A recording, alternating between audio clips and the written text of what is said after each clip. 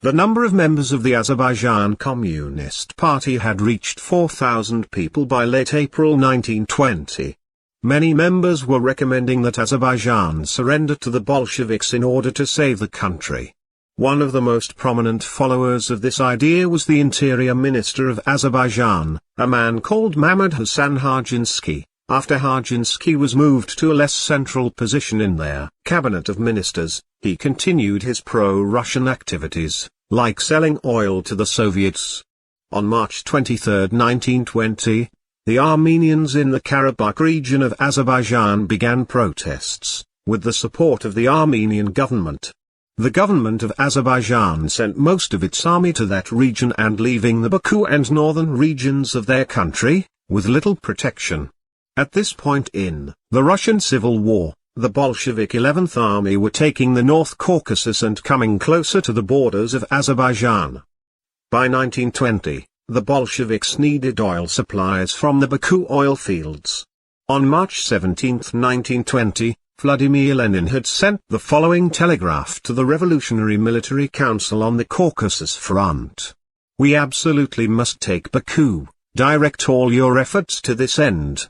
But it is necessary to remain strictly diplomatic in your statements and to ensure to a maximum extent a solid preparation for the local Soviet power. Same applies to Georgia, although in this case I advise you to be even more careful." After, he appointed the revolutionary Alexander Serebrovsky to take control of the Baku oil. Serebrovsky was known as the Soviet Rockefeller.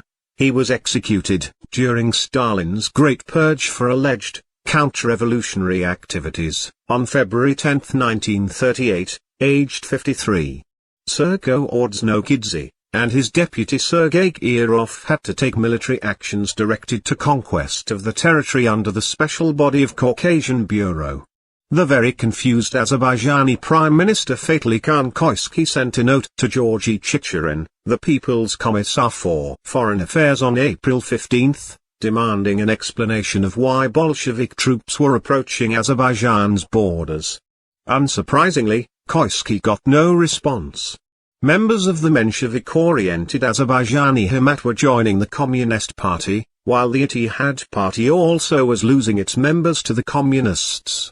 Mamad Hassan Harjinsky took advantage of this situation to form a new cabinet. He was negotiating with Halil Pasha, who saw Harjinsky as a friend of Turkey.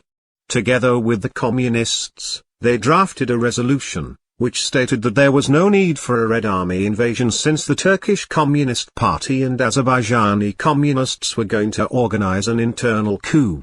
They received confirmation from the Bolshevik 11th Army that they would not intervene for 24 hours. On April 22, Harjinsky declared his failure to appoint a new cabinet. On April 24, 1920, the Bolshevik army began mobilizing, and was occupying the government buildings and started imposing martial law in northern Azerbaijan. General Elaga Shiklinsky could not take any military action to stop the Soviet advance on Baku. The Russian and Azerbaijani Communist parties, and the Caucasian Regional Committee established the Azerbaijani Revolutionary Committee, which was proclaimed to be the only lawful authority in the country. Nariman Narimanov was appointed the head of the committee. As soon as the committee was founded, Commissar Hamad Sultanov presented an ultimatum to the parliament: surrender, transfer its powers, and dissolve within 12 hours. Parliament came to a conclusion to pass the authority to the Communist Party under the following conditions. 1. Full independence of Azerbaijan under Soviet power will be maintained. 2. The government formed by the Communist Party of Azerbaijan will have provisional authority. 3.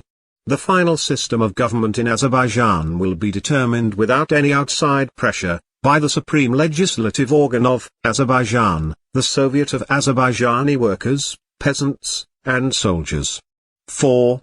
All functionaries of the governmental agencies will retain their posts and only persons holding positions of responsibility will be replaced. 5. The newly formed provisional communist government guarantees the life and property of the members of the present government and parliament. 6. It will take measures to prevent the entry of the Red Army under battle conditions.